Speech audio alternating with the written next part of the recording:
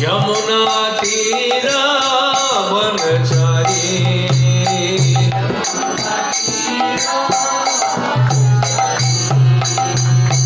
जय राधा माधवा जय कुंज बिहारी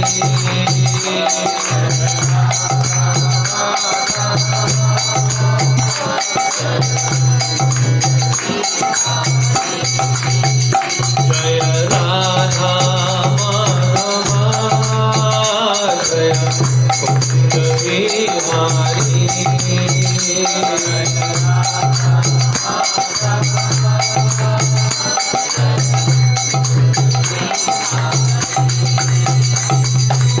गोपी जन जय गिरधरधारी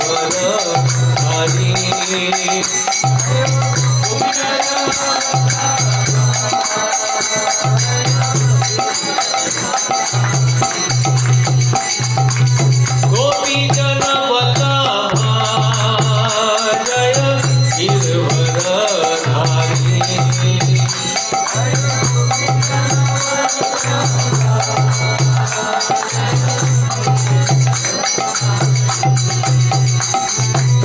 यशोदा नंदन ब्रज जन नंदन यशोदा नंदन ब्रज जन नंदन यमुना तीरा वनचारी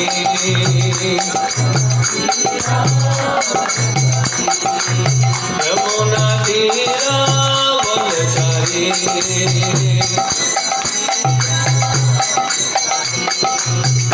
जय राधा माधवा जय कुंज बिहारी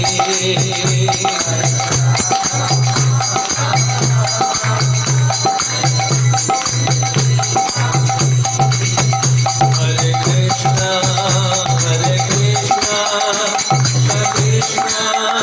हरे हरे हरे राम हरे राम राम राम हरे हरे बोले हरे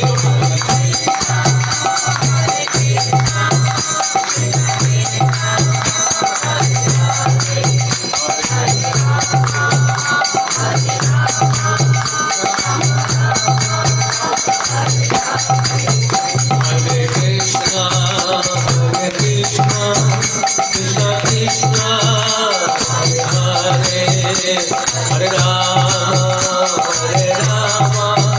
राम राम हरे हरे हरे कृष्णा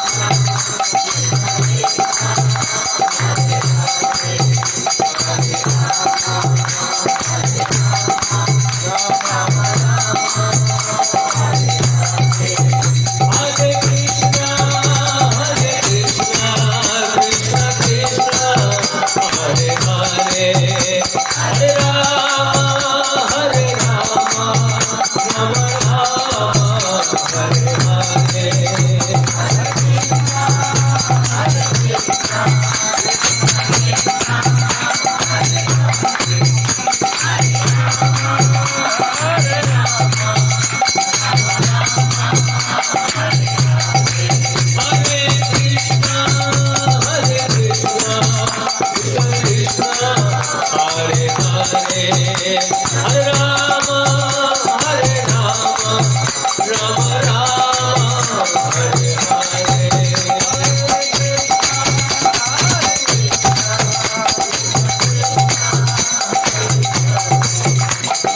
हरे कृष्णा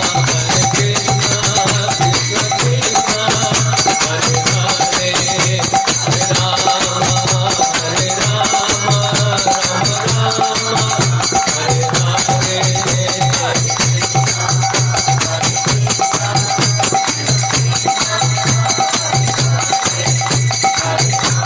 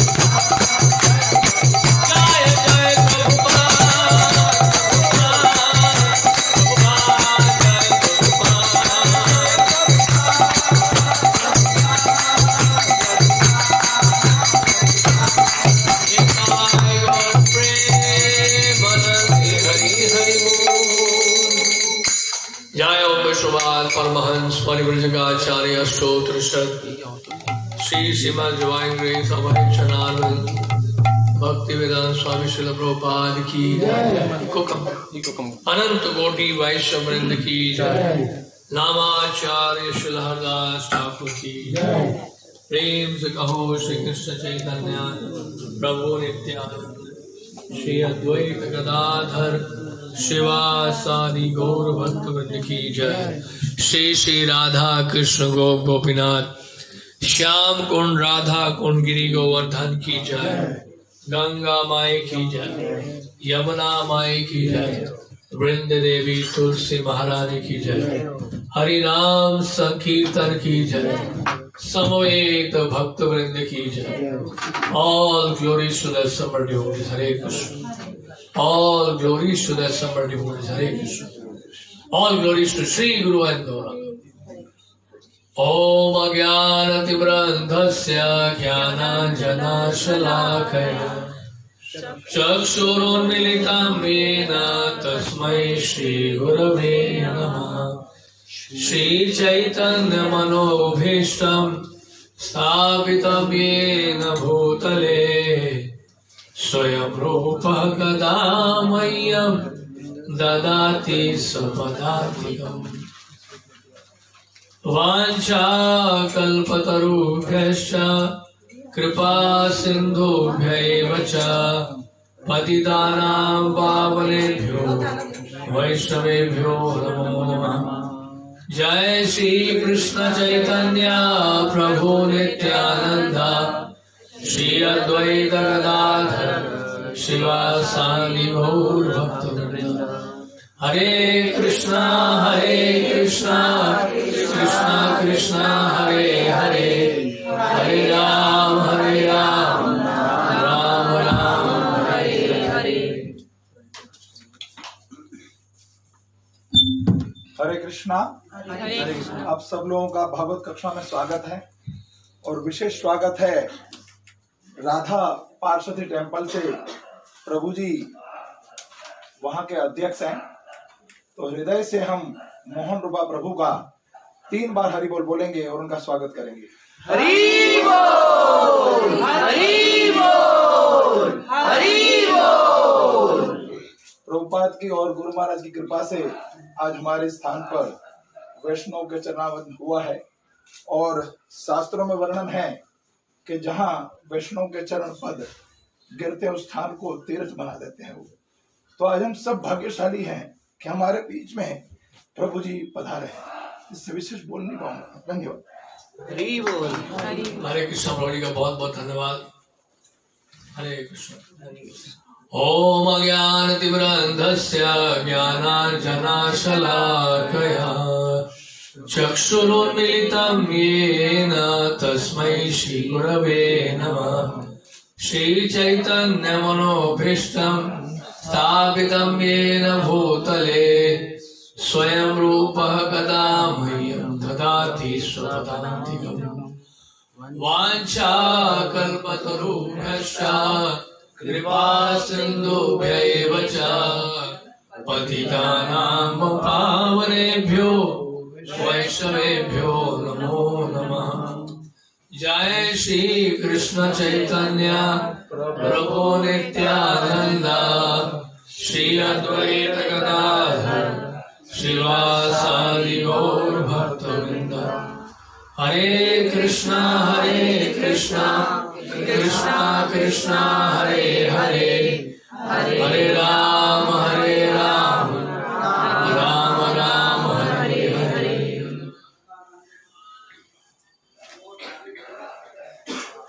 आजानुलंबित कनकावदातो संकीर्तनैकपितरौ कमलायताक्षौ विश्वम्भरौ द्विजवरौ युगधर्मपालौ वंदे जगत्प्रियकरौ करुणा अवतारौ। तो मुझे आदेश मिला है कि चैतन्य महाप्रभु के बारे में कुछ बताया जाए। चैतन्य महाप्रभु कौन है वो समझने का हम प्रयास करेंगे। चैतन्य महाप्रभु इसके बारे में, उनके बारे में शास्त्रों में जो वर्णन मिलता है, कई ऐसे ग्रंथ हैं, प्रमाणिक ग्रंथ है, जिसमें चैतन्य महाप्रभु के बारे में आप सुन सकते हैं, पढ़ सकते हैं। और वो है चैतन्य चरितामृत, श्री चैतन्य भागवत, चैतन्य चंद्रोदय नाटक, चैतन्य चंद्रामृत, चैतन्य चरित महाकाव्य। ये सब प्रमाणिक ग्रंथ हैं चैतन्य महाप्रभु के बारे में। अब चैतन्य महाप्रभु है कौन, इसके बारे में समझने का प्रयास करेंगे। पहले श्लोक है श्रीमद् भागवतम का ही। श्रीमद् भागवतम जो है सबसे महत्वपूर्ण ग्रंथ है और सबसे बड़ा प्रमाण है हमारे लिए श्रीमद् भागवतम। तो श्रीमद् भागवत में दिया गया है, कृष्ण वर्णम तुषा कृष्णम सांगो उपांगास्त्र पार्षदम यज्ञ संकीर्तन प्राय यजंती ही सुमेधशा। ये भागवत का 11वां स्कंद है और 5वां अध्याय, श्लोक संख्या 32। तो इस श्लोक में ये शब्द आया है कृष्ण वर्णम। कृष्ण वर्णम के कई अर्थ होते हैं। श्री जी गोस्वामी ने लिखा है, कृष्ण वर्ण का मतलब होता है कि जो बार बार कृष्ण के नामों का उच्चारण करता है, उसको कृष्ण वर्णम कहते हैं। जो बार बार कृष्ण का नाम लेते हैं वो कृष्ण वर्णम है। कौन बार बार कृष्ण का नाम लेते हैं? चैतन्य महाप्रभु। और इसका अर्थ एक और है, कृष्ण वर्णम तुषा अकृष्णम, कि उनका वर्ण कैसा है, उनका रंग कैसा है, वो काला नहीं है, वो अकृष्ण है। अकृष्ण का मतलब होता है यानी कि गौर कांति में प्रकट हुए हैं। कृष्ण वर्णम तुषा कृष्णम सांगो पांगास्त्र पार्षदम। और उनके अंग है, अंग और उपांग। अंग है नित्यानंद प्रभु और उपांग है अद्वैताचार्य। सांगो पांगास्त्र पार्षदम, और के पार्षद है, कौन कौन पार्षद? उनके गदाधर पंडित हैं और श्रीवास ठाकुर उनके क्या है? पार्षद है। और क्या करते हैं? यज्ञ संकीर्तन प्राय यजंत ही सुमेधशा। जो बहुत बुद्धिमान लोग हैं इस कलयुग में, वो संकीर्तन यज्ञ करेंगे चैतन्य महाप्रभु की पूजा करने के लिए। तो चैतन्य महाप्रभु हैं कौन? फिर से ये प्रश्न उठ रहा है कि चैतन्य महाप्रभु स्वयं कृष्ण हैं। आज से 500 वर्ष पहले श्रीधाम मायापुर नवद्वीप में उनका प्राकट्य हुआ 1486 में, 1486 फाल्गुन पूर्णिमा के दिन। अभी फाल्गुन पूर्णिमा आएगी, आने वाले 28 तारीख को फाल्गुन पूर्णिमा की तिथि है। और उस तिथि में चैतन्य महाप्रभु का आविर्भाव हुआ श्रीधाम मायापुर में। नवद्वीप धाम, आपने नवद्वीप धाम सुना है? आप में से कितने भक्त गए मायापुर? बहुत अच्छा, आप में से कुछ भक्त गए हैं। तो चैतन्य महाप्रभु का एक धाम है। और नवद्वीप के बारे में बताया जाता है, नवद्वीप जेवा कभू करे गमन सर्व अपराध मुक्त होए सही जन। ठाकुर भक्तिनोद लिखते हैं कि जो कोई नवद्वीप जाता है वो सभी अपराधों से मुक्त हो जाता है। हरि बोल। नवद्वीप जाने का मतलब वो। फिर बताया जा रहा है, नवद्वीप शत शत अपराध कोरी अनायासे निताय कृपाए जाए कोरी। यानी अगर कोई सैकड़ों अपराध भी कर लेगा अनजाने में, जानबूझ कर नहीं, तो नित्यानंद प्रभु की कृपा से वो तर जाएगा और उसके सारे अपराध माफ हो जाते हैं। हरी हरी। तो ये लिखा गया है उसके बारे में, नवद्वीप के बारे में। नवद्वीप की महिमा बताए गए। नवद्वीप में 9 द्वीप हैं, 9 द्वीप हैं। और नवद्वीप, ये जो नवदा भक्ति जिसको कहते हैं, वो नवदा भक्ति वास कर रही है नवद्वीप में। नवदा भक्ति क्या क्या है? श्रवण, कीर्तन, स्मरण, पाद सेवनम, अर्चनम, वंदनम, दास्यम, सख्यम, आत्मनिवेदन। तो ये एक एक द्वीप में एक एक भक्ति का अंग माना जाता है, उसकी प्रधानता है। एक एक द्वीप में, हर द्वीप में ये भक्ति का अंग है। और इस तरह से पश्चिम दिशा में, नवद्वीप के पश्चिम दिशा में, गंगा जी के पश्चिम दिशा में, तो गंगा जी बह रही है, तो गंगा जी के पश्चिम दिशा में 5 द्वीप हैं। और गंगा जी की पूर्वी दिशा में 4 द्वीप है। तो गंगा जी की पूर्वी दिशा में चैतन्य महाप्रभु कहां प्रकट हुए? गंगा जी की पूर्वी दिशा में। और पूर्वी दिशा में कौन कौन से द्वीप आते हैं? एक तो अंतरद्वीप है। ये अंतरद्वीप जो है नवद्वीप का सबसे बीच का स्थान है, मध्य में है, एकदम बिल्कुल बीच में। और अंतरद्वीप और उसके बाद फिर गोद्रुम द्वीप, सीमंत द्वीप, तो ये सब जो कहां पे है? ये गंगा जी की क्या है? पूर्वी दिशा में। रुद्र द्वीप का एक भाग जो है वो अंतरद्वीप गंगा जी की पूर्वी दिशा में आता है। ठीक है, तो इस तरह से ये 4 द्वीप हुए।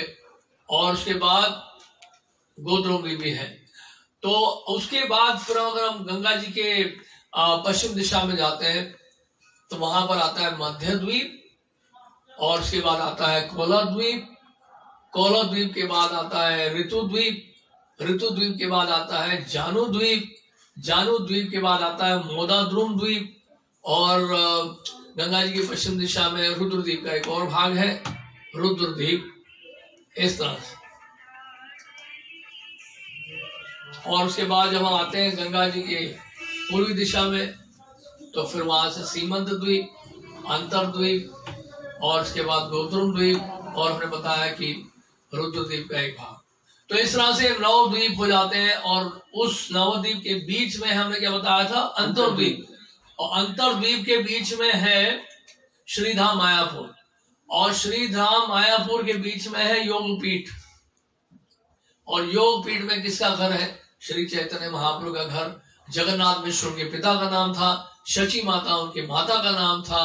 और योगपीठ में चैतन्य महाप्रभु प्रकट हुए नीम वृक्ष के नीचे 1486 में। तो कई शास्त्रों में चैतन्य महाप्रभु के बारे में भविष्यवाणी।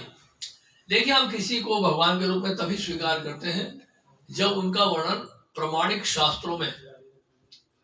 शास्त्र प्रमाणिक होने का मतलब क्या है? अब मान लीजिए यहाँ पे कोई भी दुकान है आसपास, और वहां आप जाके किसी भी पुस्तक की दुकान में जाते हैं और वहां बहुत सारे ग्रंथ रखे हुए हैं, पद्म पुराण, गरुड़ पुराण, महाभागवत पुराण, सब रखा हुआ है। आप खरीद के ले आते हैं, उसको पढ़ना शुरू करते हैं। ठीक है, अब कैसे पता चलेगा कि वो प्रमाणिक है? मान लीजिए हम में से कोई भी छाप सकता है किताब तो कोई भी छाप सकता है, प्रिंटिंग प्रेस में जाइए, पैसा दीजिए, छप जाएगा। लेकिन प्रमाणिकता कैसे स्थापित होगी? और उस ग्रंथ में जो लिखा है उसको हम बोलेंगे ग्रंथ में लिखा हुआ है, हम बोलेंगे नहीं इस ग्रंथ में नहीं लिखा हुआ है, आप बोलोगे इसी ग्रंथ में लिखा हुआ है, तो किसकी बात को स्वीकार किया जाएगा? तो ये जो शास्त्र है इनको भी हमें एक प्रमाणिक गुरु परंपरा से स्वीकार करना होगा। इसलिए भगवान गीता में बोल रहे हैं एवं परंपरा प्राप्तम इमम राज ऋषियो विदु। ये दिव्य ज्ञान जो है वो परंपरा के द्वारा प्राप्त हुआ, प्रमाणिक गुरु परंपरा। जैसे आप स्कूल में, कॉलेज में एडमिशन लेते हैं तो सबसे पहले क्या पूछते हैं? ये स्कूल क्या सरकार के द्वारा प्रमाणित है? पूछते हैं ना। तो ऐसे तो कहीं जाके कोई बच्चा एडमिशन नहीं लेता है। तो स्कूल जो है प्रमाणिक होना चाहिए, सरकार के द्वारा प्रमाणित होना चाहिए, तब जाके वहां की किताबों को आप स्वीकार करेंगे, उन पुस्तकों को पढ़ा जाएगा और वहां के टीचर्स को आप एक्सेप्ट करोगे, उनकी बातों को आप स्वीकार करोगे।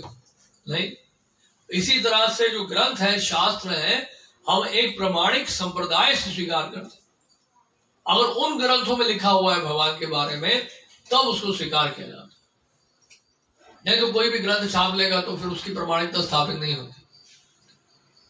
और आचार्यों के द्वारा प्रमाणित होना चाहिए जो उस गुरु परंपरा में आ रहे हैं, कि आचार्य लोग जो है ग्रंथों को प्रमाणित करें, हाँ इन ग्रंथों में जो दिया है वो सही दिया है।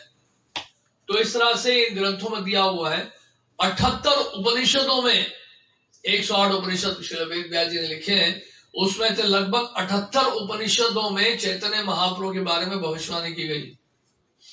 उसके अलावा बहुत सारे पुराणों में, कूर्म पुराण में, गरुड़ पुराण में, वामन पुराण में और वराह पुराण में, अग्नि पुराण, मार्कंडेय पुराण, वायु पुराण, महाभारत में भी दिया गया है, और ब्रह्म पुराण, भविष्य पुराण, पद्म पुराण, इन सब पुराणों में चैतन्य महाप्रभु के बारे में भविष्यवाणी दी गई। अब आप पूछ सकते हैं कि इनके बारे में इतना लोगों को पता क्यों नहीं? उसका कारण है, अब ये बताएंगे क्या कारण है। और दूसरी ओर अथर्ववेद, 4 वेदों में से। कई बार लोग पूछते हैं वेदों में कृष्ण के बारे में कहाँ दिया है, वेदों में महाप्रभु के बारे में कहाँ दिया है? तो वेदों में भी चैतन्य महाप्रभु के बारे में दिया हुआ है। अथर्ववेद का एक सेक्शन है जिसको चैतन्य उपनिषद कहते हैं, और उसमें 19 श्लोक हैं जो ब्रह्मा जी के द्वारा बोले गए हैं। ब्रह्मा जी ने अपने पुत्र को बोला और ये बताया चैतन्य महाप्रभु के बारे में। लगभग 19 श्लोक हैं उस अथर्ववेद के एक सेक्शन में जिसमें चैतन्य महाप्रभु के बारे में भविष्यवाणी की गई है। अब महाभारत में एक आप जानते हैं विष्णु सहस्त्र नाम आता है। उस विष्णु सहस्त्र नाम का उच्चारण स्वयं भीष्म पितामह ने किया था। पांडवों को, कौरवों को सुनाया था जब वो बाणों की शैया में लेटे थे। तो महाभारत में ये वर्णन आता है, दान धर्म जो पर्व है उसमें ये श्लोक आता है, सुवर्ण वर्ण हेमांगो। सुवर्ण वर्ण हेमांगो का मतलब यह है कि वो गृहस्थ आश्रम में प्रकट होते हैं। पहले गृहस्थ आश्रम को स्वीकार किया चैतन्य महाप्रभु ने, और साथ में क्या, सुवर्ण वर्ण हेमांगो। हेमांगो का मतलब क्या है, गौर कांति के थे। गौर कांति अंग्रेजी में कहेंगे गोल्डन कॉम्प्लेक्शन। और उसके बाद वरांगस चंदना गदी, उनके अंग बहुत सुंदर थे चैतन्य महाप्रभु के, और पूरा शरीर चंदन से लेपित था। और क्या लग रहे थे, जैसे तपता हुआ सोना है उस तरह का उनका शरीर चैतन्य महाप्रभु का। गोल्डन, मॉल्टन गोल्ड जिसे बोलते हैं। अगर सोना तपता हुआ हो, मॉल्टन हो, तो कैसा लगेगा, वैसे उनके शरीर से आभा निकलती थी। संन्यास कृष्ण क्षमा शांता, इसका मतलब क्या है, बाद में उन्होंने संन्यास आश्रम स्वीकार किया और हमेशा समभाव में रहते थे और हमेशा शांत रहते थे। निष्ठा शांति परायण। और क्या बताया जा रहा है कि शांति और भक्ति के सबसे उच्च निवास स्थान थे। और दूसरी ओर ये भी बताया गया चैतन्य महाप्रभु जो निर्विशेषवादी हैं, मायावादी हैं, उनको भी शांत कर देते थे। तो इस तरह से चैतन्य महाप्रभु के बारे में भविष्यवाणी बताई। और कविराज गोस्वामी बता रहे हैं, श्री कृष्ण चैतन्य राधा कृष्ण नाही अन्य, कि चैतन्य महाप्रभु और राधा कृष्ण में कोई अंतर नहीं है। राधा भाव द्वितीय सुविलितम नवमी कृष्ण स्वरूपम। और ये चैतन्य महाप्रभु के बारे में जो चैतन्य चरितामृत में वर्णन आता है वो इस प्रकार से आता है, राधा कृष्ण प्रणय महिमा कीदृशो वान्येव। तो राधा कृष्ण प्रणय लादनी शक्ति रस्मा, यानी कि चैतन्य महाप्रभु जो है वो राधा कृष्ण है। राधा कृष्ण पहले एक थे, फिर अलग हुए, फिर दोबारा एक जब हुए तो वो गौरंग महाप्रभु के रूप में प्रकट हुए हैं। तो आज से 500 वर्ष पहले चैतन्य महाप्रभु का आविर्भाव हुआ जगन्नाथ मिश्र के घर में। जगन्नाथ मिश्र और शची माता। तो ये जगन्नाथ मिश्र कौन है, शची माता कौन है? ये नंद महाराज हैं और माता यशोदा है। ये वसुदेव जी हैं और देवकी जी हैं। वही वास्तव में जगन्नाथ मिश्र और शची माता के रूप में प्रकट हुए। तो जगन्नाथ मिश्र के घर पे पहले इनकी 8 बेटियां थी जिनकी मृत्यु हो गई बचपन में ही, जन्म लेते ही। और उसके बाद इनके एक पुत्र हुए जिनका नाम था विश्वरूप। विश्वरूप भी जो है महासंकर्षण के अवतार बताए जाते हैं। और विश्वरूप के आने के बाद फिर 1486 में चैतन्य महाप्रभु का आविर्भाव हुआ। तो इस तरह से चैतन्य महाप्रभु के प्राकट्य के बारे में बताया जाता है। चैतन्य महाप्रभु ने क्या किया, संकीर्तन के माध्यम से जो है उन्होंने प्रचार किया। अब ये पूछा जा सकता है कि उनके बारे में इतना, जैसे भगवान कृष्ण के बारे में जानते हैं हम लोग और जगह जगह पर राधा कृष्ण का विग्रह स्थापित है, ऐसे चैतन्य महाप्रभु के बारे में लोगों को पता ही नहीं है। उसका कारण क्या है? उसका कारण यह है कि चैतन्य महाप्रभु भक्त के रूप में प्रकट हुए हैं। भगवान भी जब भक्त बनना चाहते हैं, वो ये देखना चाहते हैं कि भक्त को कितना आनंद मिलता है, भक्त कैसे आस्वादन करता है मेरी सेवा करते हुए। तो भक्त का पद लेना चाहते हैं, भक्त का स्थान लेना चाहते हैं, ताकि वो भी भक्त की तरह जो है वो भी आस्वादन कर सके। तो भगवान की भी इच्छा होती है कि मैं भी भक्त बनूं, इसलिए भगवान क्या करते हैं, वो फिर भक्त के रूप में प्रकट होते हैं। जैसे कि भागवत के 7वें स्कंद में दिया है 9वें अध्याय के 38 श्लोक में, छन्नः कलौ यद अभवस् त्रियुगोथ सत्वम। इसका मतलब क्या है कि कलयुग में छन्न रूप में प्रकट होंगे। छन्न रूप में कलयुग में लीला अवतार नहीं होता है। कई तरह के अवतार होते हैं, लेकिन कलयुग में लीला अवतार नहीं होता है। अन्य युगों में लीला अवतार होता है। तो कलयुग में क्या होता है, भगवान छन्न रूप में प्रकट होते हैं। छन्न का मतलब होता है छुपे हुए रूप में, हिडन इनकार्नेशन। दिखाते नहीं है कि वो भगवान, हालांकि उनके जो गुह्यतम पार्षद है वो जानते हैं कि भगवान, लेकिन सामान्य लोगों में वो भक्त के रूप में अपने आप को प्रकट करता है। और कलयुग में क्या होता है, युग अवतार होता है। लेकिन ये युग अवतार जो है, चैतन्य महाप्रभु युग अवतार कह सकते हैं, लेकिन है नहीं वास्तव में, क्योंकि चैतन्य महाप्रभु तो स्वयं श्री कृष्ण है। चैतन्य महाप्रभु जब आते हैं तो सारे अवतार उनके साथ आते हैं, केवल युग अवतार ही नहीं। और युग अवतार अगर कहते हैं तो इसका मतलब क्या है, वो युग धर्म की स्थापना करते हैं। संकीर्तने कपितरौ, संकीर्तन के पिता है चैतन्य महाप्रभु और नित्यानंद प्रभु। तो नित्यानंद प्रभु कौन है, बलराम जी है। वो देखिए चित्र देखिए, नीले वस्त्रों में वो नित्यानंद प्रभु है। वो बलराम जी प्रकट हुए नित्यानंद प्रभु के रूप में, और चैतन्य महाप्रभु स्वयं कृष्ण है, भक्त के रूप में प्रकट हुए। तो राधा रानी की जो भक्ति है, राधा रानी का भाव है, उसको स्वीकार किया कृष्ण ने, राइट। तो राधा रानी के भाव को समझना चाहते हैं, उनके प्रेम को समझना चाहते हैं। इतने उच्च स्तर का प्रेम है श्रीमती राधा रानी का कि कृष्ण है उसको जानने की कोशिश कर रहे हैं। तो राधा रानी के भाव को, उनकी कांति को स्वीकार करते हैं। तो राधा रानी का जो रंग है वो क्या है, रंग कैसा है, तप्त कांचन, गौर वर्ण की है राधा रानी। तो राधा रानी का भाव स्वीकार करते हैं तो उनकी कांति पे बदल जाती है, और कृष्ण जो है वो गौरंग महाप्रभु के रूप में प्रकट होते हैं, भक्त के रूप में प्रकट होते हैं। अब भक्त के रूप में प्रकट होंगे तो युग धर्म जो है कलिकाल का, उस युग धर्म का अनुसरण करते हैं फिर। यानी कि युग धर्म क्या जानते हैं, हमने बताया ना अभी, यज्ञ संकीर्तन प्राय यजंती सुमेधशा। तो बुद्धिमान जो लोग होंगे कलयुग में, वो क्या करेंगे, कलयुग में संकीर्तन विधि के द्वारा चैतन्य महाप्रभु की पूजा करेंगे, संकीर्तन करेंगे।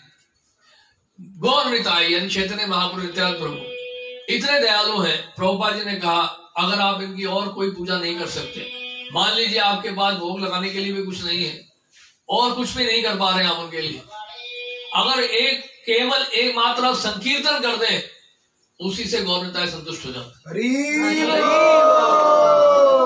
यानी गरीब से गरीब व्यक्ति भी जो है हरि नाम लेते हुए, संकीर्तन करते हुए गौर निताई की सेवा कर सकता है, और कोई अपराध नहीं लेते। फिर मान लीजिए बहुत गरीब व्यक्ति है, उसके पास कुछ भी नहीं है, खैर पानी तो कोई भी ले सकता है, फूल भी मिल सकता है, लेकिन मान लीजिए ऐसी अवस्था की कुछ भी नहीं है एक व्यक्ति के पास, अगर वो बस कीर्तन ही कर दे इनके सामने, उसी से संतुष्ट हो जाए। तो चैतन्य महाप्रभु भक्त के रूप में आए और उन्होंने संकीर्तन आंदोलन का उद्घाटन किया आज से 500 वर्ष पहले, यानी कि सड़कों में जाकर संकीर्तन शुरू की। पहले लोग घरों में करते थे छुप छुप के, और उस समय नवद्वीप में क्या था, बड़ा बुरा हाल था। नवद्वीप में लोग, अधिकांश लोग बड़े विषयी हो रहे थे, अधिकांश लोग चंडी काली की पूजा करते थे, और जो भगवान के भक्त थे, कृष्ण भक्त थे, वो सब घरों में छुप छुप के कीर्तन करते थे, और अधिकांश लोग विषयी होते जा रहे थे, नास्तिक होते जा रहे थे, किसी की रुचि नहीं थी भगवान की सेवा में। और ऐसे में जो है अद्वैताचार्य ने पुकारा चैतन्य महाप्रभु के आविर्भाव के लिए, और साक्षात ब्रजेंद्र नंद गोलोक धाम से अवतरित हुए हैं। और क्या किया उन्होंने, संकीर्तन आंदोलन का उद्घाटन किया। कैसे उद्घाटन किया, पहली बार चैतन्य महाप्रभु सड़क पे जाकर जो है कीर्तन करना शुरू किया। उससे पहले तो लोग घरों में करते थे, लेकिन सड़कों में जाके करना, नगर नगर जाके करना, गली गली कूचे में जाकर संकीर्तन करना, ये चैतन्य महाप्रभु ने शुरू किया। और संकीर्तन के माध्यम से उन्होंने पूरे भारतवर्ष में यात्रा की, पूरे भारतवर्ष में यात्रा की। दक्षिण भारत तक गए चैतन्य महाप्रभु और सब जगह जाके उन्होंने क्या किया, संकीर्तन किया और प्रचार किया। और चैतन्य महाप्रभु के दर्शन करने मात्र से लोग भक्त बन जाते थे। तो चैतन्य महाप्रभु 24 वर्ष गृहस्थाश्रम में रहे थे और गृहस्थाश्रम में 24 वर्ष के बाद 1510 में मकर संक्रांति के दिन कटवा में जाकर उन्होंने केशव भारती, उनके जो सन्यास गुरु थे, केशव भारती से जाकर उन्होंने सन्यास लिया। दीक्षा उन्होंने ली थी श्रीपाद ईश्वरपुरी से, केशव भारती से उन्होंने सन्यास लिया कटवा में जाकर 1510। 24 वर्ष मायापुर में रहे और उसके बाद फिर वो यात्रा में निकल गए। सबसे पहले वो गए शांतिपुर गए, शांतिपुर से जगन्नाथपुरी गए, नीलाचल गए और नीलाचल में बताया जाता है लगभग 18 वर्षों के लिए रहे। 18 वर्ष में से ऐसे 24 वर्ष जो है उनका मध्य लीला और अंत्य लीला बताया जाता है। तो अगले 24 वर्ष कैसे बीते? अगले 24 वर्षों में से 18 वर्ष जगन्नाथपुरी में और 6 वर्ष पूरे भारत का भ्रमण किए। और जो 18 वर्ष जगन्नाथपुरी में रहे उसमें से 6 वर्ष वो रथ यात्रा में भाग लेते थे और अंतिम जो 12 वर्ष थे वो उन्होंने गंभीरा में एकांत बिताया। जगन्नाथपुरी जाएंगे, वो गंभीरा करके स्थान है, बहुत छोटा सा कमरा है जिसमें चैतन्य महाप्रभु ने अंतिम 12 वर्ष बिताए। इस तरह से 48 वर्ष चैतन्य महाप्रभु ने इस पृथ्वी में बिताए और अंत में वो टुकटा गोपीनाथ जी के विग्रह में प्रवेश कर गए जगन्नाथपुरी में। तो चैतन्य महाप्रभु जो है वो साक्षात कृष्ण है, लेकिन भक्त के रूप में आए। सामान्य रूप से क्या होता है कि जब लोग आते हैं हमारे आंदोलन में तो राधा कृष्ण के लिए तो श्रद्धा होती है क्योंकि बचपन से सुना उनके बारे में कहीं ना कहीं, लेकिन जब गौर निताई को देखते हैं तो श्रद्धा जागृत ही नहीं होती है और उनसे हम लोग रिलेट नहीं कर पाते हैं। इसलिए आप कई बार हमारे प्रचार के केंद्रों में बोलते हैं नहीं प्रभु जी गौर निताई को तो कोई समझ नहीं पाता है, हमें राधा कृष्ण का विग्रह स्थापित करने दीजिए, जगन्नाथ बलदेव सुभद्रा जी की स्थापना करने दीजिए, गौर निताई को समझ नहीं पाता है। तो समझ नहीं पाते तो समझने का प्रयास करना चाहिए, उनके बारे में सुनकर, उनके बारे में जानकर, उनके बारे में पढ़कर, क्योंकि ये जो प्राकट्य है चैतन्य महाप्रभु का ये करुणा से भरा हुआ है। अगर आप राधा कृष्ण की कृपा चाहते हैं तो आपको गौरव महाप्रभु की कृपा की आवश्यकता है। जब श्री रूप गोस्वामी प्रयाग में महाप्रभु से मिले थे तो प्रणाम करते उन्होंने यही बोला था, नमो महावदन्याय कृष्ण प्रेम प्रदायते कृष्णाय कृष्ण चैतन्य नामने गौरतीश्वर। तो जब श्री रूप गोस्वामी ने बोला नमो महावदन्याय, आप बहुत बड़े दानी हैं, चैतन्य महाप्रभु कहा कि मैं तो भिक्षुक हूं, मैं तो सन्यासी हूं, मैं दान कैसे दे सकता हूं? तो श्री रूप गोस्वामी ने कहा कृष्ण प्रेम प्रदायते, आपने कृष्ण प्रेम का दान किया है। नमो महावदन्याय कृष्ण प्रेम प्रदायते। फिर उन्होंने श्री रूप गोस्वामी ने बोला कृष्णाय, आप साक्षात श्री कृष्ण हैं। तो चैतन्य महाप्रभु ने कहा नहीं, मैं साक्षात कृष्ण कैसे हो सकता हूं, मेरा नाम तो कृष्ण है ही नहीं। तो फिर श्री रूप गोस्वामी ने कहा कृष्णाय कृष्ण चैतन्य नामिने, आप साक्षात श्री कृष्ण हैं और श्री कृष्ण चैतन्य के नाम से प्रकट हुए हैं। लेकिन फिर चैतन्य महाप्रभु ने कहा मेरी तो गौर कांति है, मैं तो श्याम वर्ण का नहीं हूं। तो फिर श्री रूप गोस्वामी ने कहा गौरतिष्वे नमः, आप साक्षात श्री कृष्ण हैं, श्री कृष्ण के चैतन्य के नाम से प्रकट हुए हैं। आप भले श्याम वर्ण के ना हो लेकिन आप गौर कांति के हैं। तो इस तरह से चैतन्य महाप्रभु जो है बहुत दयालु, बहुत कृपालु चैतन्य महाप्रभु। तो इसलिए अगर हम चाहते हैं कि हमें कृपा मिले ठाकुर जी की जल्दी, तो हमें क्या करना चाहिए? गौर निताई चैतन्य महाप्रभु नित्यानंद प्रभु के चरणों को कस के पकड़ लेना चाहिए। ये सबसे आसान तरीका है भक्ति में आगे बढ़ने का, इससे आसान तरीका और कोई नहीं है। आप भले ही करोड़ों करोड़ों नाम ले लीजिए, लेकिन अगर आप गौर निताई की शरण नहीं लेंगे तो बहुत देरी हो जाएगी, बहुत विलंब हो जाएगा। इसलिए कविराज गोस्वामी ने चैतन्य चरितामृत में बोला है, चैतन्य नित्यानंद श्री चैतन्य नित्यानंद नाही ये सब विचार। बोलते हैं कि अपराध का कोई विचार नहीं होता है चैतन्य महाप्रभु के नित्यानंद प्रभु के नामों में। और होता क्या है, जब इनका नाम लेते हैं तो क्या होता है, बहे अश्रुधार, आंखों से अश्रु बहने लगते हैं। लेकिन आप चैतन्य महाप्रभु नित्यानंद प्रभु का नाम नहीं लेंगे महामंत्र के साथ, हरे कृष्ण महामंत्र के साथ, तो फिर तो बहुत जन्म लग जाएंगे।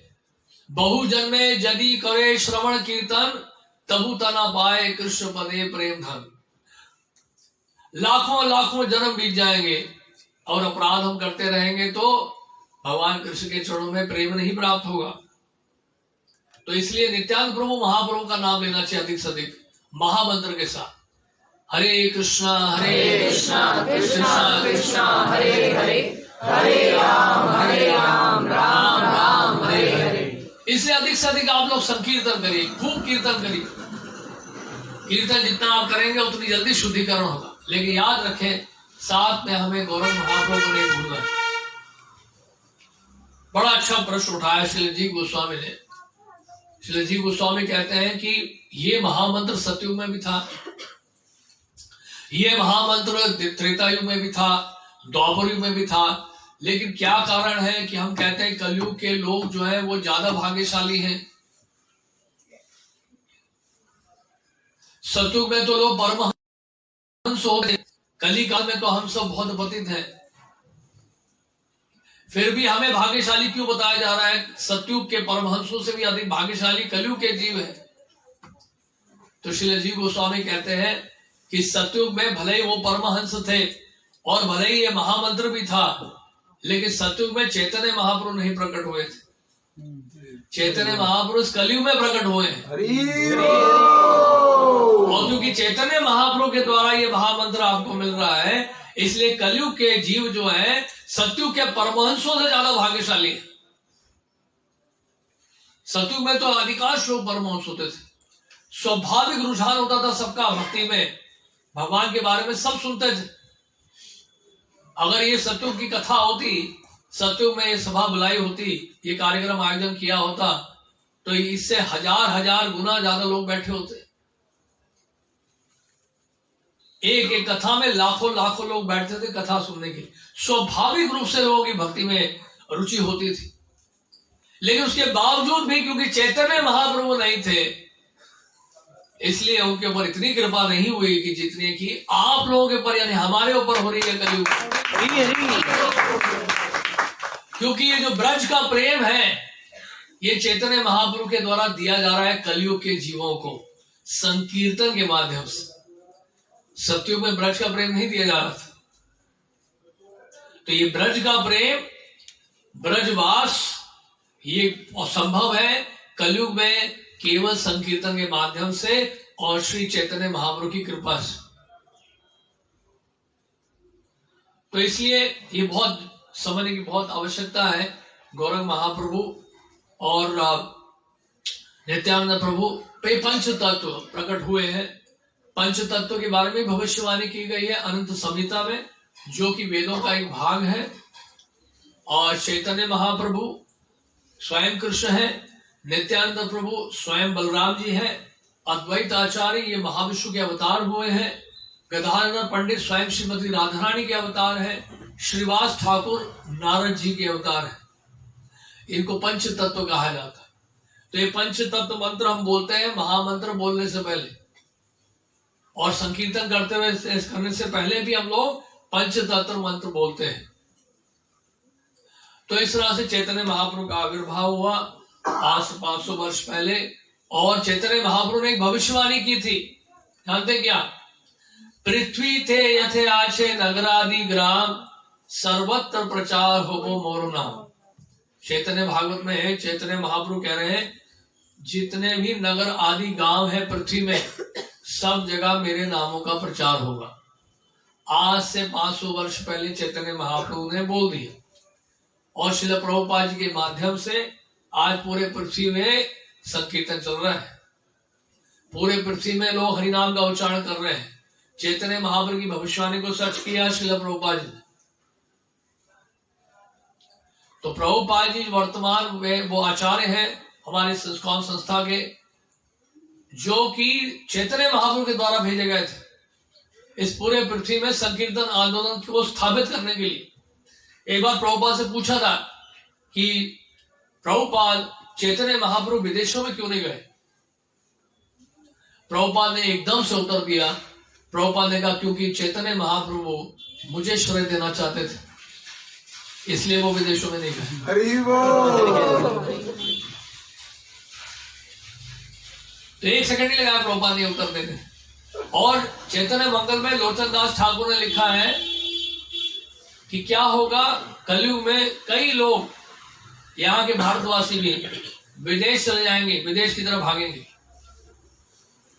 और मेरा सेनापति भक्त आएगा, वो जाएगा उन सबको वापस लेके आएगा और पूरे पृथ्वी में संकीर्तन करेगा। और इसी तरह से प्रमाण मिलता है ब्रह्म विवरक पुराण में भी, जिसमें बताया गया है कि मेरा एक मंत्र उपासक आएगा जो पूरे पृथ्वी में हरि नाम का उच्चारण करेगा, हरि नाम का प्रचार करेगा। और वो कौन है? श्रील प्रभुपाद जी। तो श्रील प्रभुपाद जी के माध्यम से आज पूरे पृथ्वी में जहां भी जाइए आपको गौर निताई के दर्शन होंगे, कहीं भी जाइए आप। तो अब नवद्वीप में 2 बदमाश रहते थे जिनका नाम था जगाई और मधाई। उनका उद्धार किया था चैतन्य महाप्रभु नित्यानंद प्रभु ने। वो तो एक ही गौर निताई थे ना, लेकिन कितने सारे गौर निताइयों का उद्धार, जगाई मधाइयों का उद्धार कर दिया श्रील प्रभुपाद जी ने। और जितने जितने जगाई मधाई हैं पृथ्वी में, अब उतने सारे जगाई मधाई, जितने जगाई मधाई हैं उतने सारे हैं गौर निताई। उतने सारे गौर निताइयों की स्थापना हो गई। रशिया में जाइए, घरों घरों में गौर निताई, उतने सारे जगाई मधाई भी हैं। तो उन सब जगाई मधाई का जितने हैं जगाई मधाई उतने हैं गौर निताई। अमेरिका जाइए, रशिया जाइए, अफ्रीका जाइए, यूरोप जाइए, सब जगह जाइए, यहां तक कि पाकिस्तान में गौर निताई विराजमान। ये श्रील प्रभुपाद जी का चमत्कार है। जगत गुरु श्रील प्रभुपाद की जय। तो इसलिए चैतन्य महाप्रभु के बारे में शास्त्रों में प्रमाण मिल रहा है, और भक्त के भाव में महाप्रभु आए हैं, और भक्त को क्या करना चाहिए दिखाया है चैतन्य महाप्रभु। तो भक्त को क्या करना चाहिए? खूब संकीर्तन करना चाहिए, और संकीर्तन के बाद क्या करना चाहिए? प्रसाद का वितरण करना चाहिए। तो इस तरह से चैतन्य महाप्रभु के बारे में हम शास्त्रों में पढ़ेंगे तो हमारी श्रद्धा, हमारा विश्वास जागृत होगा। और नवदीप धाम में जो संकीर्तन शुरू किया चैतन्य महाप्रभु ने शिवास ठाकुर के घर पे, आज जितने भी इस्कॉन के केंद्र हैं वो सब श्रीवास ठाकुर के घर की ही शाखा है। श्रीवास ठाकुर के घर में क्या होता था? वहां पे मायापुर में चैतन्य महाप्रभु उनके घर पे संकीर्तन करते थे खूब, और खूब प्रसाद का वितरण होता था। हमारे इस्कॉन के केंद्र जितने भी हैं वहां पे भी संकीर्तन होता है और प्रसाद का वितरण होता है। सेम चीज हम लोग कर रहे हैं। तो बहुत सरल तरीका है कलयुग में। आप कथा सुनिए, संकीर्तन खूब करिए और प्रसाद का वितरण करिए, बस इसी से आपको सिद्धि मिल जाएगी, इसी से परफेक्शन मिल जाएगा, और कुछ नहीं करना। सिंपल सा है रास्ता। इन नामों का उच्चारण करना है, जोर से करिए एक बार उच्चारण। हरे कृष्णा कृष्णा कृष्णा हरे हरे, हरे राम राम राम हरे हरे। थोड़ा सा कीर्तन करेंगे और, ठीक है ना? आप सब साथ साथ बोलिएगा। कीर्तन ही वास्तव में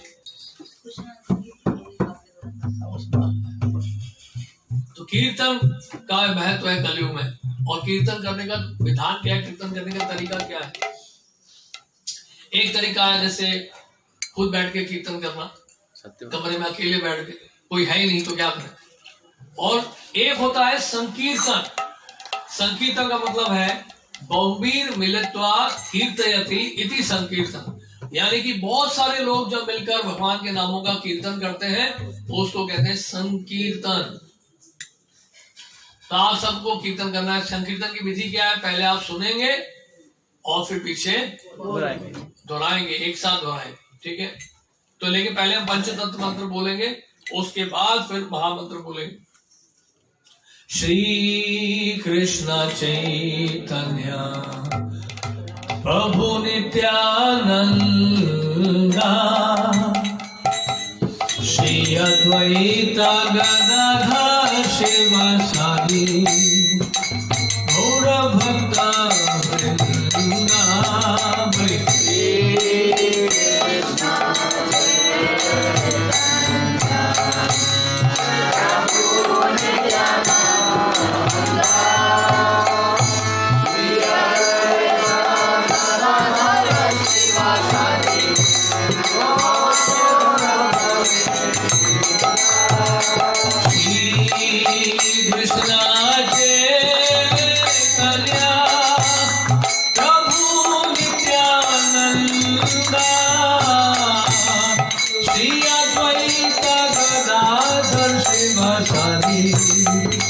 गौर भक्त वृंदा। बोलिए जोर से।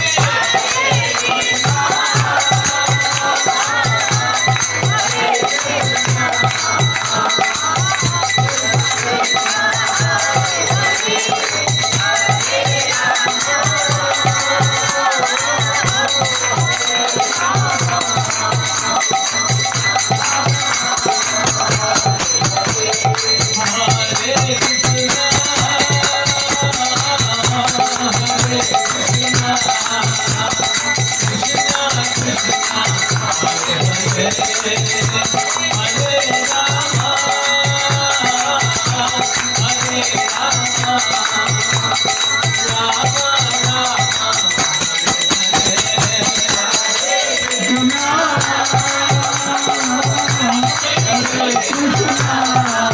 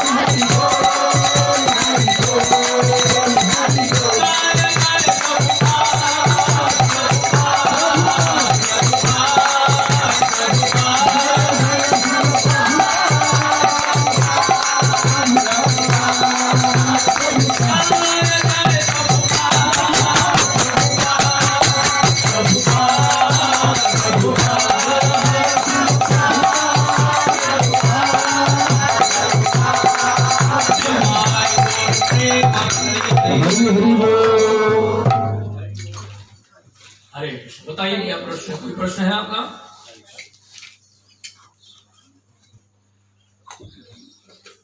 कोई प्रश्न है? किसी का क्वेश्चन आंसर है तो पूछ सकते हैं, कथा से रिलेटेड और इसी प्रसंग से। थोड़ा सा अलग से है। ज्यादातर जो हमारे पास लोग आते हैं वो पूछते हैं कि पूरे दिन तो हमारे मन में नाम चलता रहता है, फिर माला से कम 16 माला क्यों करें? पूरे दिन तो नाम लेते ही रहते, मन में मनन करते हैं, मन में मनन करते रहते हैं। जैसे हम प्रसाद मन से नहीं खाते हैं, थाली में रखकर खाते हैं और मुंह में डालते हैं, इस तरह से मुंह से हमें बोलना है हरे कृष्णा कृष्णा कृष्णा हरे हरे, हरे राम राम राम हरे हरे। और बताइए वैष्णव को खुश कैसे रख सकते हैं? गुरु आचार्य को कैसे प्रसन्न कर सकते हैं? गुरु परंपरा को कैसे प्रसन्न कर सकते हैं? उनकी आज्ञा का पालन करके। वो आज्ञा हाँ जी, क्या आज्ञा? उनकी आज्ञा है हम लोग हमेशा हरि नाम लेते रहे और प्रचार करें, बस। जरा देखो तारे कहो कृष्ण उपदेश, जारे देखो तारे कहो कृष्ण उपदेश, आमार आज्ञा गुरु होया तारे देश। चैतन्य महाप्रभु ने कहा, चैतन्य महाप्रभु ने बोला जिसको भी देखो उसको कृष्ण का उपदेश दो। भजो कृष्ण कहो कृष्ण लहो कृष्ण नाम, कृष्ण माता कृष्ण पिता कृष्ण धन प्राण। जिसको भी देखो उसको बोलो कि कृष्ण का भजन करो, कृष्ण का नाम लो, कृष्ण की शिक्षाओं को अपनाओ, कृष्ण की पूजा करो। यही है। यही चैतन्य महाप्रभु का आदेश है, गुरु परंपरा का यही आदेश है। और बताइए गौर पूर्णिमा कैसे सेलिब्रेट करनी है, सबको एक बार बताइए। सबसे बढ़िया तरीका हमने बताया ना, संकीर्तन। हरी हरी ओनली यही गौर का यही चाहते हैं, संकीर्तन होना चाहिए खूब, 5-6 घंटे 7-8 घंटे लगातार कीर्तन करिए, ऐसे बैठ के सब लोग कीर्तन करिए, गौरदेव प्रकट हो जाएंगे यहाँ। गौरदेव का ठाकुर जी का अभिषेक करिए और पूरे दिन कीर्तन करिए और उसके बाद ठाकुर जी को भोग लगा के प्रसाद पाइए, बस। और क्या है, यही हमारा उत्सव है, कोई खर्चा नहीं है उसमें, संकीर्तन करने में कोई खर्चा नहीं है। किसी का कोई क्वेश्चन हरे कृष्णा, माला में मन नहीं लगता, क्या करा जाए? मतलब जब माला करने बैठते हैं ना तो मन सब जगह पहुंच जाएगा। हाँ वो तो है, क्योंकि अभी हमारा रोग है ना, बहुत भयानक रोग है। कई बार बता चुका अभी हमारा जो है आकर्षण संसार से अभी तक मिटा नहीं है, बहुत गहरा आकर्षण संसार से बना हुआ है। तो ये रोग जो है बहुत गंभीर है, तो जितना रोग गंभीर होगा उतना समय ज्यादा लगेगा। कपड़ा जितना अधिक गंदा होगा उतना अधिक समय लगता है साफ करने में, लेकिन साधन यही है और साध्य भी यही है। तो यही उपाय है, और कोई उपाय नहीं है, और कोई उपाय नहीं है, और कोई उपाय नहीं है। हरे नाम हरे नाम हरे नाम केवलम कलौ नास्तेव कलौ नास्तेव नास्तेव नास्तेव नास्तेव गतिर्न। और कोई उपाय है ही नहीं। अगर और कोई उपाय होता तो और कोई उपाय ढूंढ सकते। तो साधन भी ये, साध्य भी, आप करते जाइए जब, और मन भी भगवान ने ही बनाया है, तो इस मन को भगवान के चरणों में लगाया जाए। और जब करते करते करते एक दिन आएगा कि मन आपका भगवान के चरणों में स्थिर हो जाए। जब करते जाइए, बस उसी में सब कुछ। और बताइए। हरे कृष्ण प्रभु जी। हरे कृष्ण। मॉर्निंग में जब मैं माला करती हूँ तो माला करते करते कई बार पहली दूसरी मतलब 5-6 माला तक तो बहुत अच्छे से करती हूँ, उसके बाद नींद आनी शुरू हो जाती है। क्योंकि कोशिश करती हूँ कि मतलब अच्छे से करूँ पर आती ही है। ये हमारे मन को शांत कर देता है महामंत्र, हमें सुला देता है। तो महामंत्र जो है वो चिंता मुक्त कर देता है। मंत्र का अर्थ यही होता है जो मन को तार दे चिंताओं से। तो 5-6 माला के बाद अगर नींद आती है तो चल के करिए, बैठ के एक जगह नहीं कर सकते हैं तो खड़े हो जाइए, खड़े होके भी नींद आती है तो चल के करिए, चलकर भी नींद आती है तो थोड़ा विश्राम कर लिया तो वो बहुत ज्यादा हो जाता है। फिर चल के भी नींद आ रही है, नहीं चल के भी नींद आना तो तब होता है जब बहुत ज्यादा नींद आने लगी। तो अच्छा है थोड़ी देर फिर विश्राम करके फिर दोबारा जब करें। स्टैंडर्ड ये है कि बैठ के जब करें, और बैठ के नहीं होता तो खड़े हो जाइए, खड़े नहीं हो पाते तो चल के करिए, और चल के भी नहीं होता तो थोड़ा विश्राम करिए। क्या पूजा करते समय जब हम बासी लेते हैं तो वो क्या गलत बात होती है? उबासी, इसलिए तो आज के समय में गवर्नमेंट ऑफ इंडिया ने हमें इस कोरोना वर्ष में मास्क दिया हुआ है। नहीं, जैसे हम कोई भी कथा कर रहे हो, कई बार तो प्रसंग समझ में आ जाता है, कई बार नहीं आता। तो जब हम पढ़ते जाते हैं ऐसा लगता है रीडिंग कर रहे हैं सिर्फ, पर ऊपर से निकल रहा है। और उस समय थोड़े टाइम बाद वो फिर वो बासी का वजह बन जाती है कि बोर हो गए, अब नींद जैसी आ रही है और मतलब यौनी होने लगती है, तो उसके लिए क्या करें? तो थोड़ा कीर्तन कर लीजिए, उबासी आ रही है तो। हम तो एक जो शास्त्रों का अध्ययन भी अगर करना है शुरू में कीर्तन करके करिए। कीर्तन करने से हमारी चेतना उठती है और फिर वो ग्रंथ अच्छा समझ में आएगा। बिना कीर्तन किए कोई सेवा नहीं करनी चाहिए। विग्रह की सेवा में साथ में कीर्तन होना चाहिए, घर की सफाई कर रहे हैं साथ में कीर्तन होना चाहिए, ग्रंथों को पढ़ने से पहले, पढ़ने के बाद कीर्तन होना चाहिए, कथा से पहले कीर्तन, कथा के बाद कीर्तन होना चाहिए। प्रसाद बना, भोग तैयार कर रहे हैं ठाकुर जी के लिए, तो साथ में अगर बोल नहीं सकते उस समय बनाते वक्त तो कीर्तन सुना जा सकता है। और हर जगह कीर्तन का विधान है। कलयुग में कीर्तन है वास्तव में प्रोसेस, वो युग धर्म है, तो उसको तो हर जगह अपने उसका उपयोग करना है। तो इसलिए अगर लगता है उबासी आ रही, नींद आ रही, तो खड़े होकर थोड़ा कीर्तन कर लीजिएगा, उससे ठीक हो जाए। कई बाकी जो फैमिली और मेंबर्स हैं वो नहीं कर रहे हैं, तो कहते हैं वो कब तक ऐसा हुआ कि हम अकेले करते रहे और बाकी लोगों को कितना कहने का नहीं हो रहा, तो कैसे? जैसे कोरोना वायरस जब एक को होता है तो कुछ समय के बाद और लोगों को भी हो जाता है, होता है कि नहीं? आप सबका अनुभव है। तो ऐसे ही है, ये उससे ज्यादा उससे फैलता है वायरल, ये उससे ज्यादा खतरनाक वायरस है। ये हरिनाम जो है, वायरस तो नहीं कहना चाहिए इसको, उससे ज्यादा खतरनाक है, बहुत तेजी से फैलता है। तो आपने अगर हरिनाम लेना शुरू कर दिया, आसपास के लोग भी पीड़ित हो जाएंगे, पीड़ित नहीं हो जाएंगे, उनको भी लाभ मिलेगा। तो ये बहुत तेजी से फैलता है। आप एक बार जप करना शुरू कर दीजिए, फिर देखिए चमत्कार, एक एक करके सब शुरू हो जाएंगे। पहले थोड़ी बहुत बुराई करेंगे शुरू में, और खींचातानी बहुत होगी आपकी, लेकिन आपकी बुराई करते करते उनके मुख से भी हरिनाम निकलेगा, और बोलते बोलते वो लोग शुरू कर देंगे जप कर। और बताइए।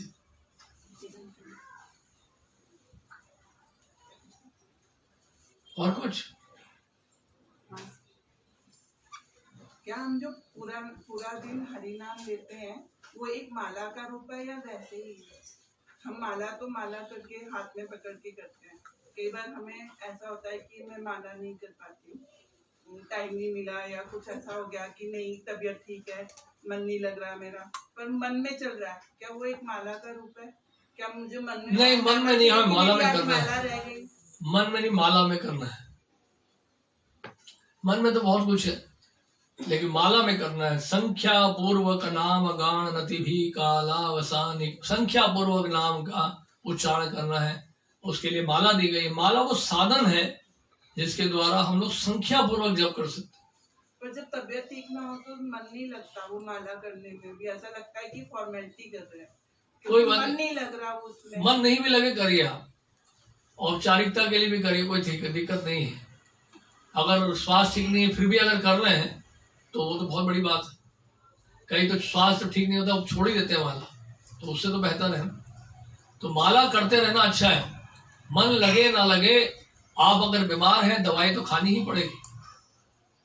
अगर आप बीमार हैं, बोले दवाई मुझे खानी पड़ रही है, मुझे अच्छा नहीं लग रहा है दवाई खाना, बहुत कड़वी दवाई है, बहुत हैवी है, बहुत नींद आती है इससे, आपको ठीक होना है तो खाना ही पड़ेगा, भले वो दवाई असर कर रही है या नहीं कर रही है। जैसे कोरोना की कोई दवाई नहीं, फिर भी लोग दवाई खा ही रहे थे ना, तो जैसे तैसे करके ठीक हो रहे थे, लेकिन दवाई तो खाई थी सबने। तो वैसे ही है, और ये दवाई तो असर करेगी। ये कोरोना की दवाई नहीं है, ये असली दवाई है, करुणा की है ये करुणा की दवाई है, ये करुणा से भरी हुई दवाई। तो इस नाम का उच्चारण करिए और ठीक हो जाएंगे। जिनके पास माला नहीं हो प्लीज आप माला लेके जाइएगा। तो महामंत्र का जब माला में करिए, माला शुरू करिए आप सब, ठीक है? शुरुआत करिए सुबह 1 और रात को सोने से पहले 1, ये डोजेज, ये हमारा प्रिस्क्रिप्शन है। सुबह उठते ही 1 माला जो शुरुआत में, और रात को सोने से पहले 2 डोज लीजिए, फिर धीरे धीरे बढ़ाइए।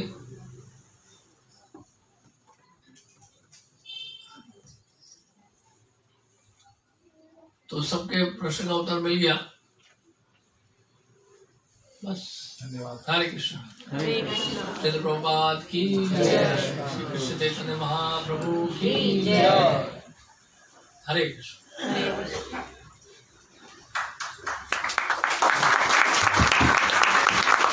हरि बोल। बहुत बहुत धन्यवाद मोहन राव प्रभु का, बहुत सुंदर संदेश दिया सब लोगों को, हमारे जीवन को सार्थक करने के लिए, भगवान के प्रति हमें प्रेरित करने के लिए प्रभु जी के जो उपदेश हैं उनको हमें धारण करें, और उसका फिर घर जाकर अपने जीवन में धारण करने के बाद उसका मनन करना है हमें।